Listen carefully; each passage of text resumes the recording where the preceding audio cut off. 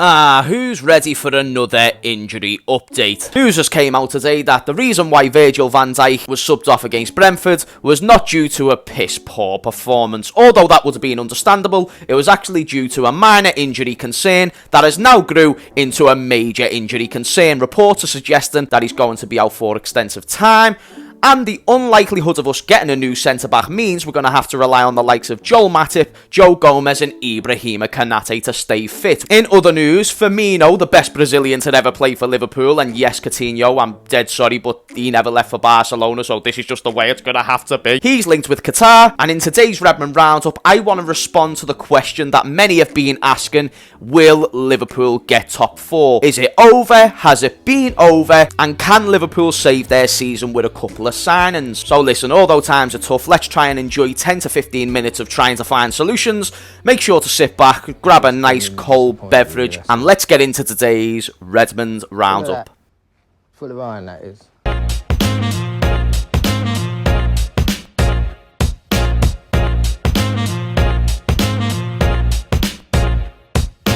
Right, hello there everyone, welcome back to James Redmond TV and welcome to another Redmond Roundup, the show where I talk about loads of stuff regarding my team Liverpool. The only thing is I'm not really enjoying the show at the moment because we're not winning games, we're getting loads of injuries, and my legend Bobby Firmino could be off to Qatar. Now, of course, in the Redmond Roundup, we're always going to answer some of your comments at the end of the video, so be sure, if you want your comment to be answered in a future episode, then get it answered in the comments down below. If it's more related to the topics to what we're talking about, your question will be more likely to get answered. But anyway, let's talk about Virgil van Dijk. Let's talk about the news that has came out recently. And by the way, let me know if you enjoyed the little intro, and I'll start including them in the Redmond Roundups as well. But good old Virgil van Dijk, Virgil van Disney, as many are referring to him as now, and it's a big shame to see where Virgil van Dijk was before that injury and how difficult he's found it to be at the same level since. And that doesn't mean he's been bad. Last season, a lot of people disagree,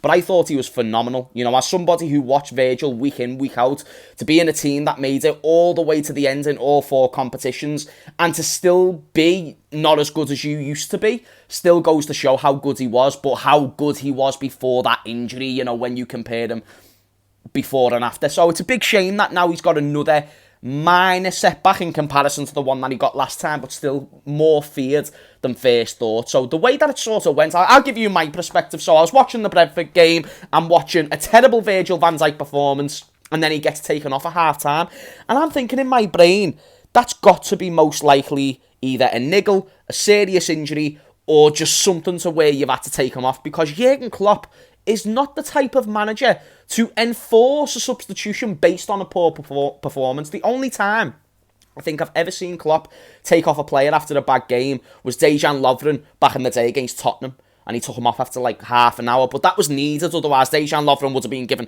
loads and loads of shit. But when it's guys who have a little bit more prestige, a little bit more of a CV with the club, you know, let's say the manager's favourites, they're the guys who, regardless of a good game or a bad game, they stay on the pitch. So I contemplated the idea, is it because he played bad? Because that would be a very understandable reason.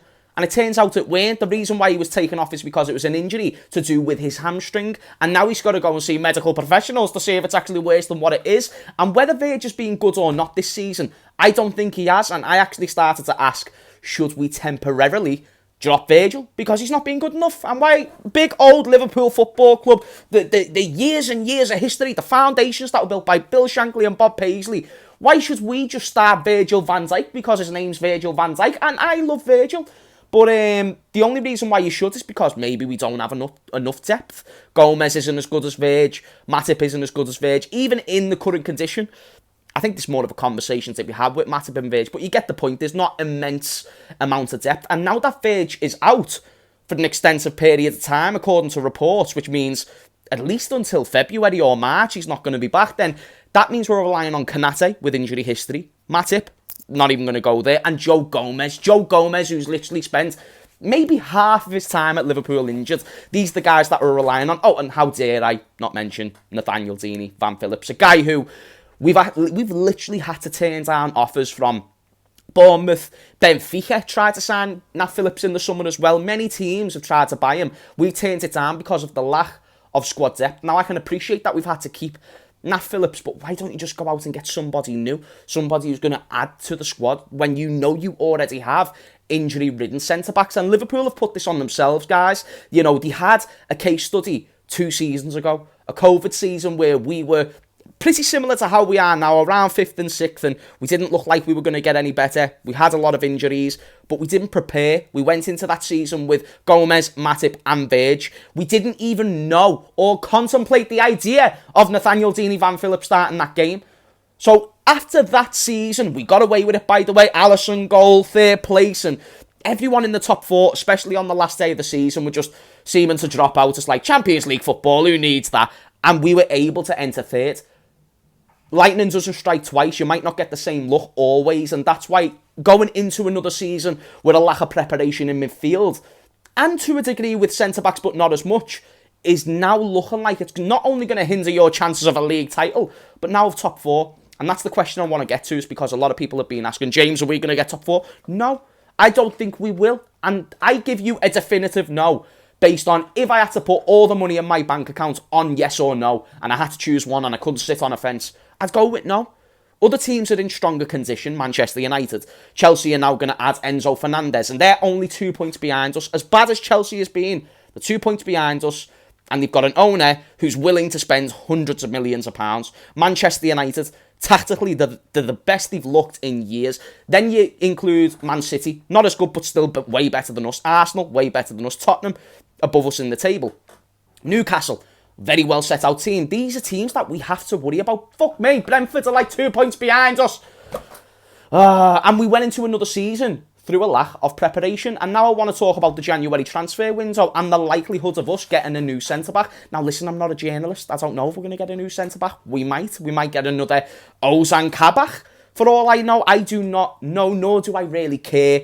I also have a strong belief we're not going to, because it's not super necessary. Fucking hell, even if it was super necessary, we probably still wouldn't go out and get a centre-back based on the case study that I just gave you about 2 seasons ago. So Virgil van Dijk's out. I don't think him being fit would have significantly improved our chances for top 4 anyway, but an injury and a setback like that does not help when you include Luis Diaz, when you include Diogo Jota, and it's a big shame. But actually, that's a nice transition onto the attackers, because Bobby Firmino has been linked with a move away from the club. Now, Bobby Firmino he's been linked to teams in the Middle East, so teams in Qatar, Saudi, even Al Nassr, where Ronaldo's just gone. That's another team who have shown heavy interest in Bobby Firmino. So here's the thing with Firmino, right? A lot of Liverpool fans tend to have this thing where it's like, oh, Firmino has never scored enough goals, but he's done everything else but score goals.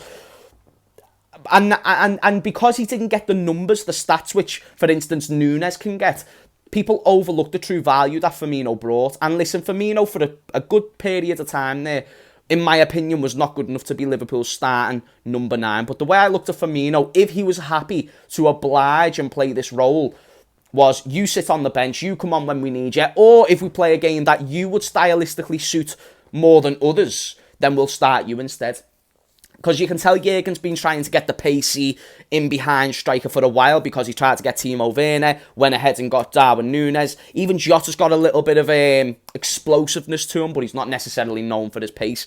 And now it looks like Firmino's on the verge of going. The reason why I don't like this is because I think Firmino's way of playing, it's never been explosive. It's never been high energy. He's got a high energetic, aspect about his game, but the main thing I love about Firmino is the ability on the ball, the awareness to create space for other people, the passing ability, the dribbling, everything that involves a really, really good, well-sound footballer. Firmino's got that, and his style of play is a style of play that can still be good when he's 33 and 34. Therefore, I think it would have been kind of suiting to give him a new contract. That being said, I don't hate Firmino leaving either. He is now going into 30 plus. We need to start accommodating these young players and bringing in some more new players that aren't just young but also in their prime, who can help us win Champions Leagues and league titles right here, right now. Because guys, I think we've all forgot the premise that we want to win Champions Leagues and leagues. Firmino's not good enough to do that to start. He's not, as great as he's been this season, he's not good enough to start, but he's a good enough option. So I'm sad that we're not going to have him as an option if he does go. Would I keep him? Yes. But also you'd have to think about the fact that we're paying him another 100 grand a week or whatever. And I don't know if I'd want to be paying somebody who we've had for what, 7 years now, 2015 when he joined, so roughly around that period, maybe even longer, 8 years. And then him going into his 30s and getting basically like another Mo Salah. We don't want the possibility of signing all these legends on a long, nice deal and then you just go shit. So I don't mind Firmino going. But anyway, guys, the camera is now dying, just like Liverpool's hopes of top 4 this season. So I'm going to get into the last topic. It was actually based on a comment that was posted in the Brentford game about Gini Wijnaldum, and I thought this was a phenomenal comment. It will be on the screen. I don't have the question in front of me, but shout out to the person who sent it in.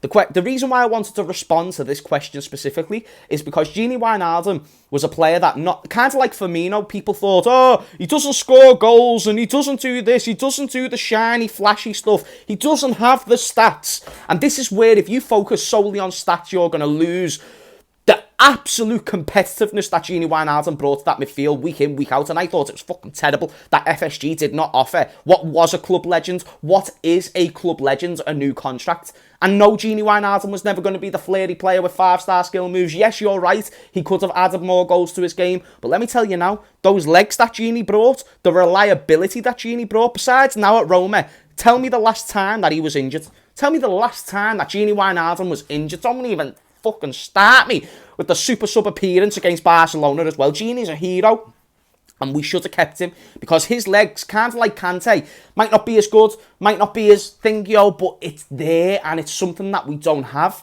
And when we sold Gini, did we get a direct replacement? No, we got Thiago, who is the complete different type of midfielder to what Gini Wijnaldum is known for. And when I saw this comment, it was something along the lines of, we miss Gini Wijnaldum like the most. Like, out of Sadio Mane, out of all these players, Gini Wijnaldum's our biggest miss. And it's bang on, because it's those lack of legs, that extra cover in front of the defence, which is the reason why the high line is getting beat constantly, which is the reason why we're conceding goals first in every single game.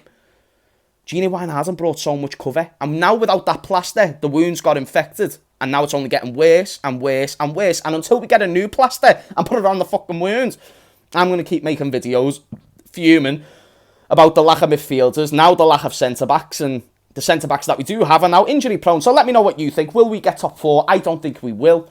I thought that was a great question and a great point about Gini Wijnaldum. You know, I weren't happy when he left, but you forget, don't you? You know, he's just like, he cracks on, we've got Thiago, hope for the best. And then you've seen how it's gone, and it's like, that's why I was pissed. You know what I mean? Like, that's why I was fuming. So let me know what you think. Would have you kept Gini? Am I overlooking into the Gini Wijnaldum situation? Was it his time to leave? Maybe it was, but we never replaced him. We never accommodated him. You get what I'm saying? It weren't a like for like, and we need legs in the midfield now more than ever. So hopefully we can get some business done in January. But guys, please do smash a like, because guess what? It gets the video out there and it's free. So you smashing a like helps me.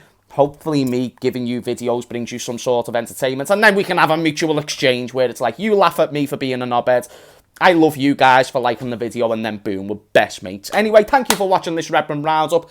Any feedback is welcome in the comments down below. If you enjoyed the video, let me know why. If you didn't enjoy the video, smash a dislike and let me know why you didn't like the video. Feedback's very important for the improvement of this YouTube channel. So thank you very much again for watching, and I will see you in a bit. Peace!